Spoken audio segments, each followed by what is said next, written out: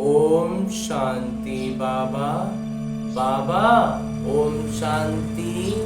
आज 17 मई 2023 की मुरली है। बाबा कह रहे मीठे बच्चे स्वयं की संभाल करने के लिए रोज 2 बार ज्ञान स्नान करो। माया तुमसे भूलें कराती, बाबा तुमको अभूल बनाते हैं।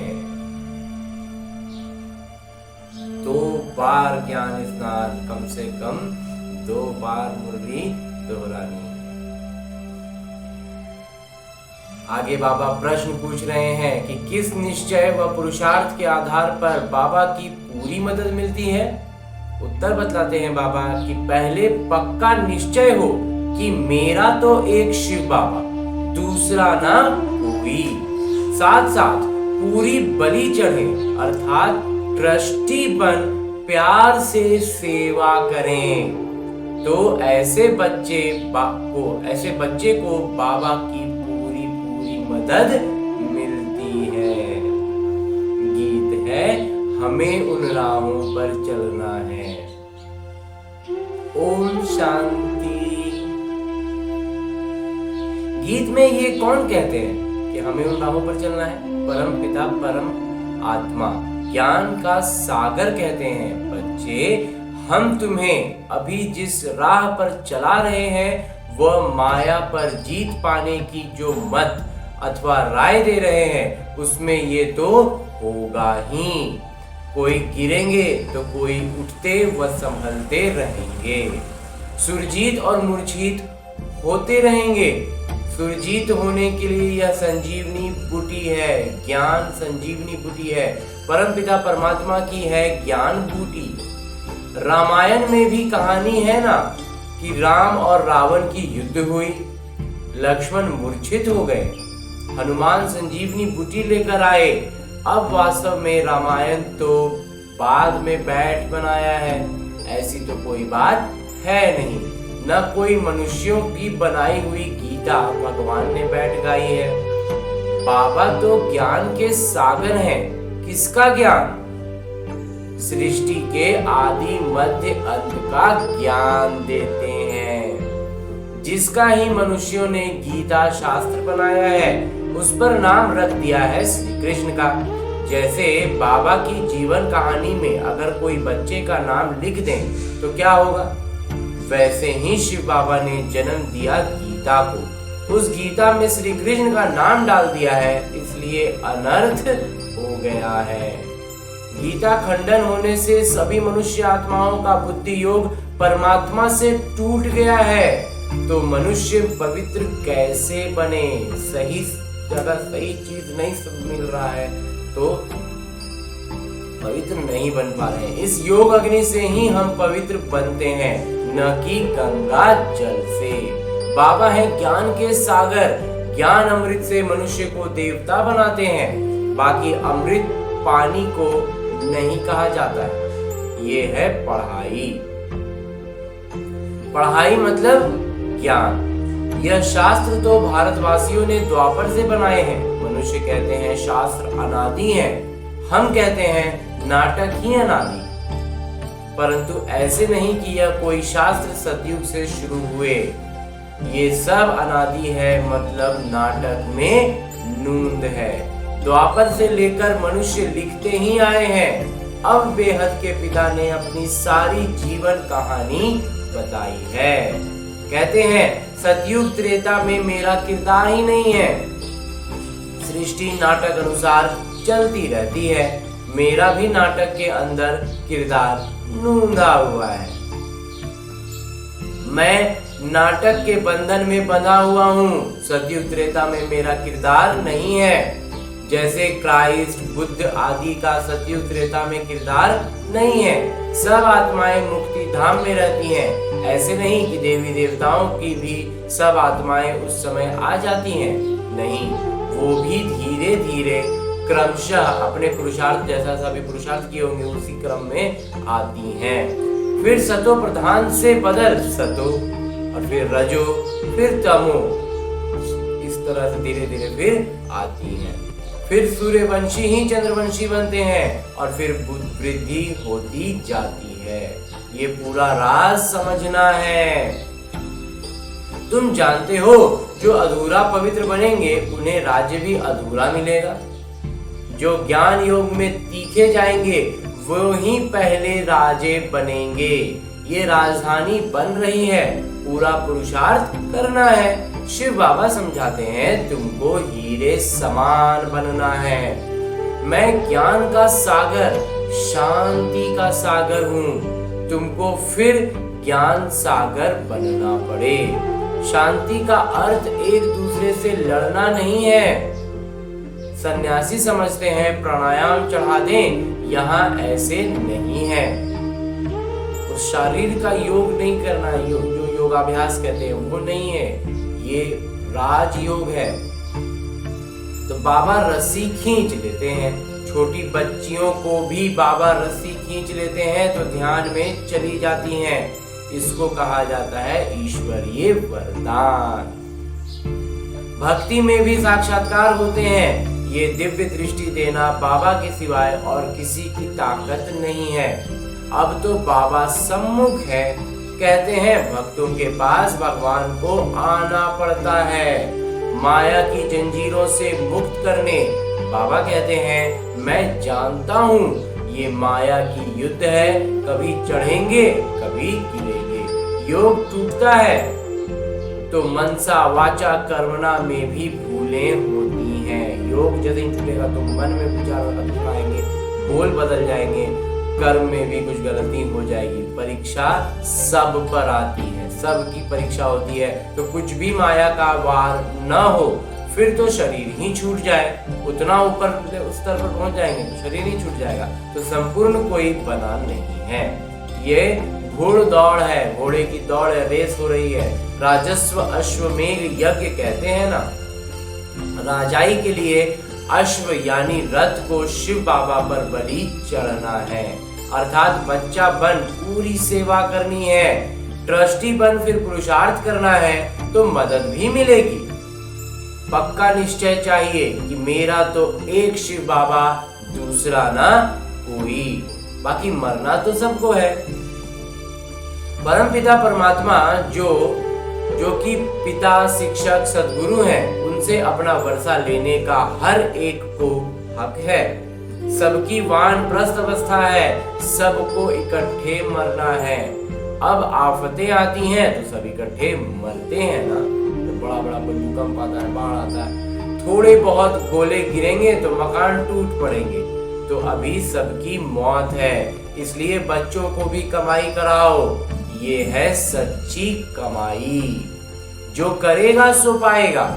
ऐसे नहीं कि बाबा कमाई करेंगे तो बच्चों को मिल जाएगी, नहीं। लौकिक धन संपदा में होता है ना कि पिता कमा के लाया तो बच्चों ने उसका उपभोग किया। यहाँ ऐसा नहीं है। हर एक आत्मा को अपने से पुरुषार्थ करना हो।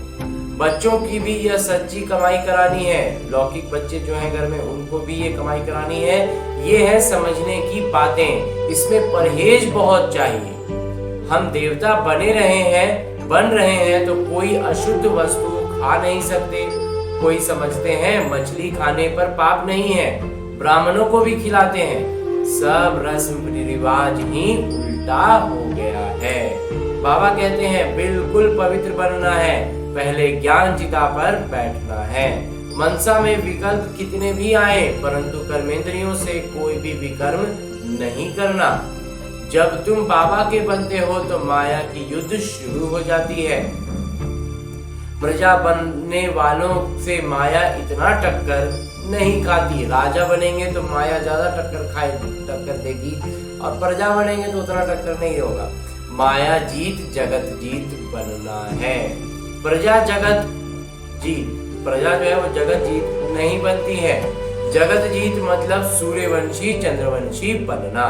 मेहनत करके 3-4 वर्ष पवित्र रह, फिर थप्पड़ खा लेते हैं, फिर चिट्ठी लिखते हैं बाबा माफ करना। यह कायदे भी है, यहाँ कायदे भी हैं। बच्चा बना तो सारे जीवन के पाप भी लिखने पड़े। धर्मराज शिव बाबा, इस जन्म में मैंने यह पाप किए हैं तो आधा माफ हो जाता है। शिव बाबा को अपना सारा पाप बता देंगे तो धर्मराज जब आएंगे तो आधा माफ हो जाएगा। यह भी कायदा है। पहले जज के आगे सच बोलते थे तो सजा कम हो जाती थी, भूल करके लिखे नहीं तो 100 गुना दंड हो जाता है। बच्चों के लिए बहुत परहेज है, बाहर वालों के लिए इतनी नहीं है, इसलिए डरते हैं। इस ब्रह्मा कुमारीज में आने के लिए लोग डरते हैं कि यहाँ बहुत परहेज है, लेकिन मिलता क्या है उसको लोग नहीं देख पाते हैं। तो बेहद के पिता अथवा साजन जो सौभाग्यशाली बनाते हैं उनके बनते नहीं।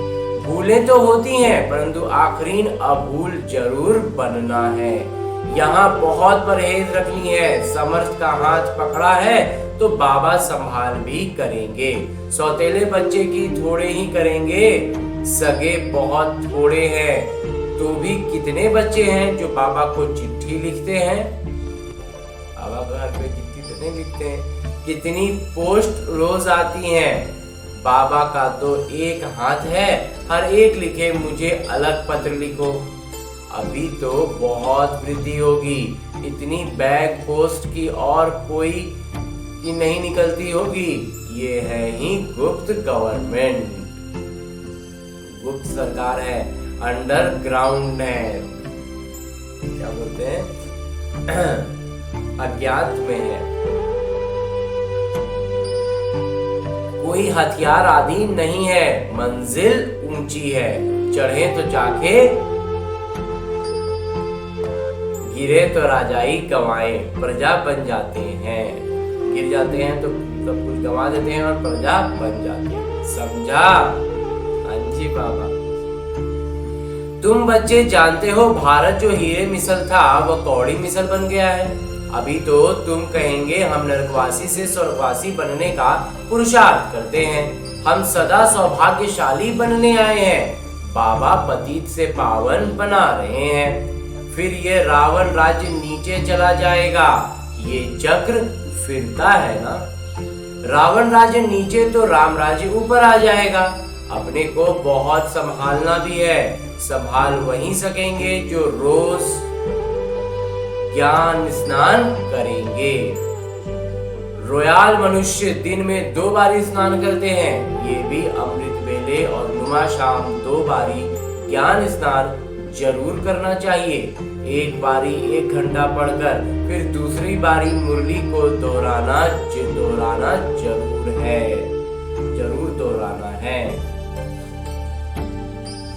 एक बार मुरली सुन ले और एक बार अपने से पढ़ जरूर ले मुरली।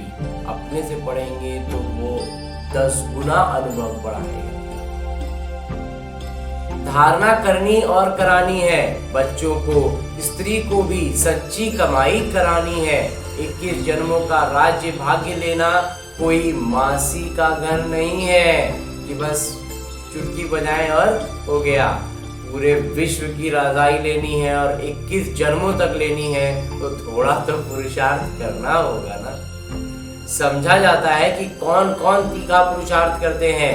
बीमार हो तो डोली में बिठा कर ले आना चाहिए। ज्ञान अमृत मुख में हो तब प्राण तन से निकले।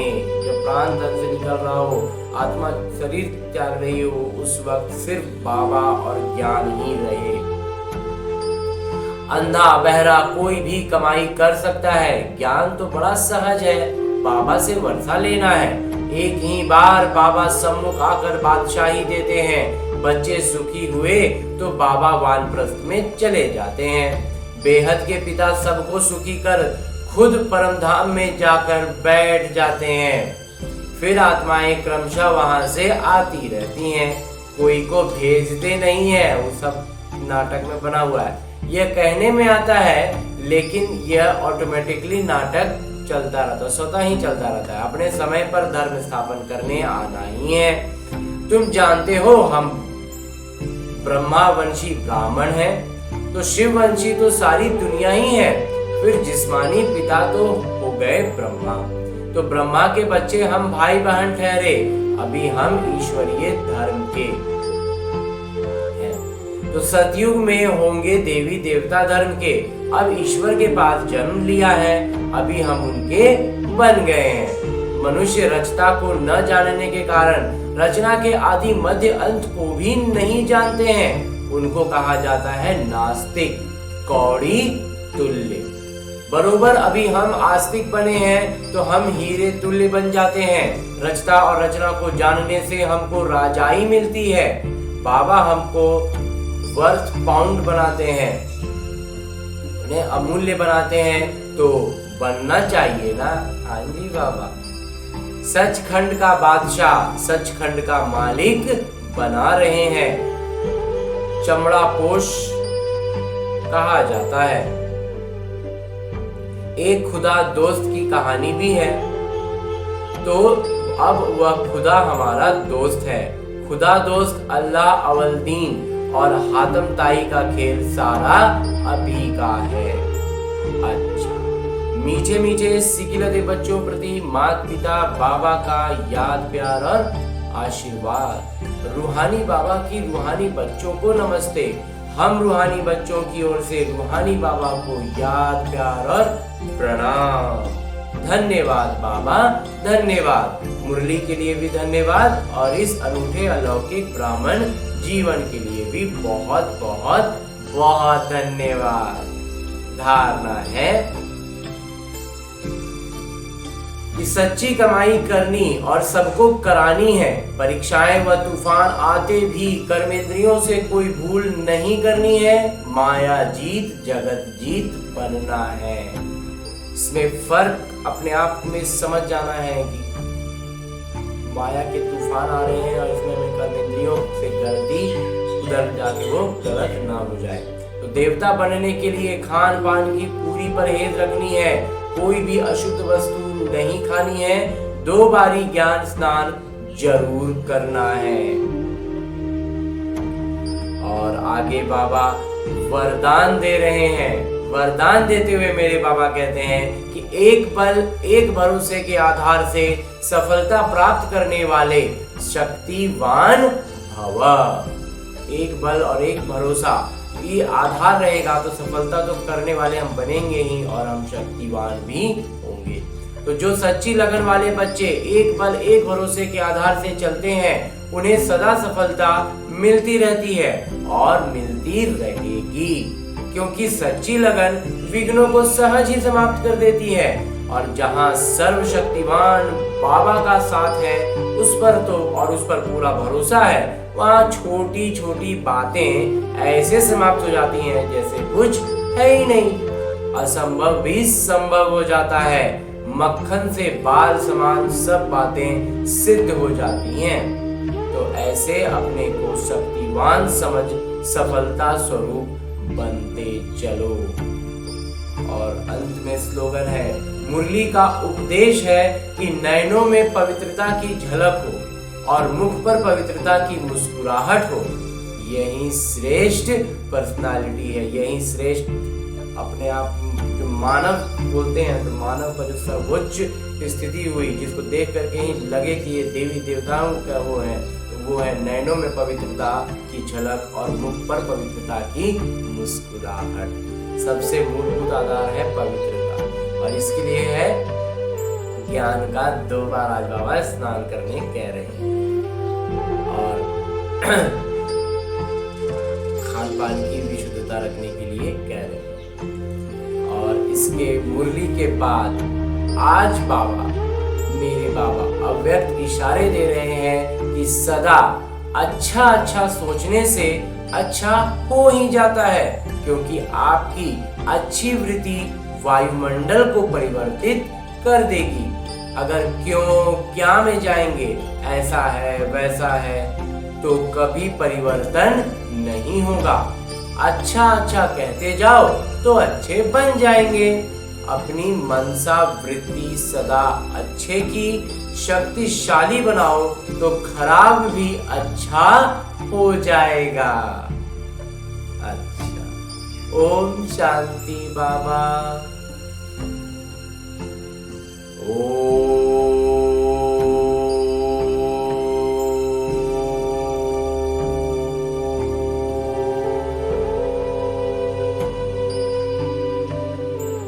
शांति।